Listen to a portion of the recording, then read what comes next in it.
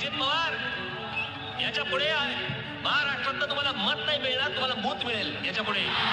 इतकं खोटं बोलणारा पंतप्रधान मी माझ्या आयुष्यात आजपर्यंत कधीही बघितलेलं नाही. आता ज्याची सुपारी आपण घेतली त्याची सुपारी वाजवावी तर लागेल, म्हणून ते राज ठाकरे तेच आहेत जे कधी काळी अजित पवारांवर काही बोलायचे आणि त्यांना असं वाटायचं की आपण काहीतरी फार मोठं डोकं लावलेलं आहे, पण मुळात त्यांनी कधीही कुठल्याही मुद्द्यावरती ठोस अशा भूमिका घेतल्या नाही.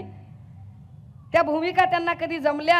अजित पवार याच्या पुढे महाराष्ट्रात तुम्हाला मत नाही मिळणार, तुम्हाला मूत मिळेल याच्या पुढे.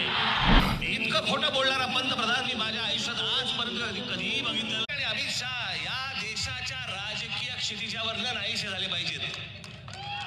या दोघांना तर नाहीच नाही, परंतु या दोघांना मदत होईल अशाही कोणाला मतदान करायचं नाही. याच पंतप्रधान